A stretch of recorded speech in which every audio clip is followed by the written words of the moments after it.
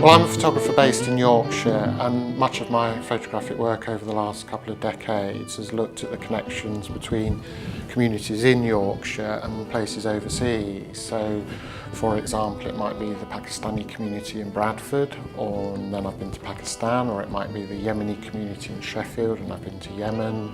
So that's been my main interest really, is making connections between here and there.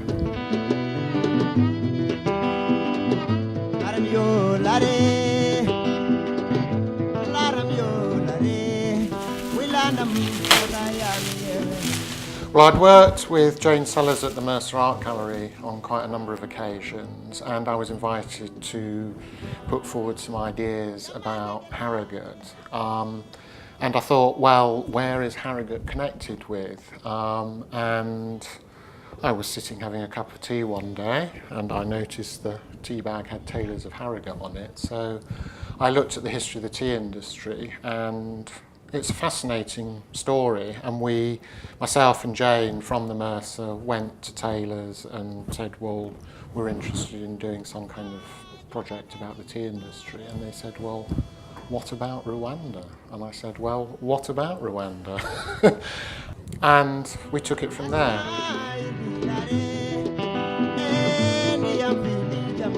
Well, most of the tea that goes into Yorkshire tea is actually grown in Rwanda in Central Africa, on the slopes of these mountains down in the southwest of the country on the border with Congo and Burundi. These estates are huge, so there's tens of thousands of people that rely on tea for their livelihood. Tailors of Harrogate are working with the Rwandan tea farmers and the British government's international development agency on issues of sustainable agriculture and tree planting and so on, which will protect the environment of both the tea estates themselves and the tropical rainforest that borders the tea estates, which is extremely valuable, not just for the tea farmers and the tea estates themselves, but as that rainforest provides most of the water for the rest of Rwanda, it is of huge importance to the whole of the country itself.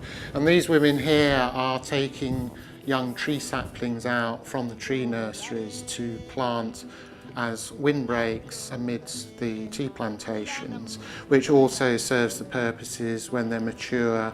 The wood then gets used as fuel for the tea factories and for the people, the thousands of people that live on the tea estates themselves. So these women have spent the morning picking tea in the pouring rain and they've come to the weighing station where they're having their morning's work weighed. And obviously it's a good thing for them if the quality of the tea goes up, because they get a better price for their tea, they can sell more tea, and the economy of these areas is pretty much 100% reliant on the tea industry.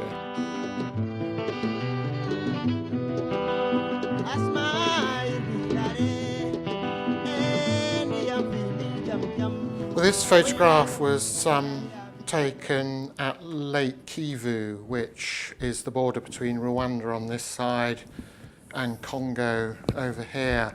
And this was a place where during 1994, when the awful events of genocide were unfolding, a lot of bodies were dumped into this lake. And people from the tea industry gather each year for a memorial service for those that lost their lives. The British perception of Rwanda is the kind of dark heart of Africa and so on. And yes, the events of 1994 do cast a kind of shadow over people's lives. You know, it's all part of living memory, if you like. But Rwanda is a beautiful country. It's full of hospitable people, and it is making extraordinary strides forwards in terms of development and so on. I've travelled a fair bit in Africa, and I was really hugely impressed with how things work there, and the tea industry is an important part of that development process. You know, it's their biggest export earner. As the head of the Rwandan Tea Authority kind of said to me, if people are busy and they're making a living, then they're getting on with their lives rather than talking about bad things.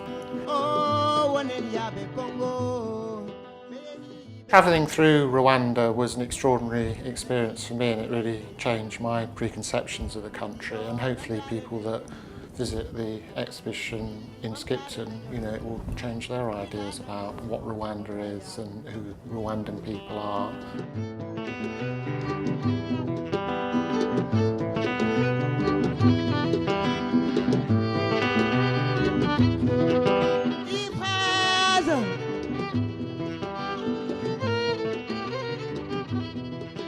Can you play the violin so I can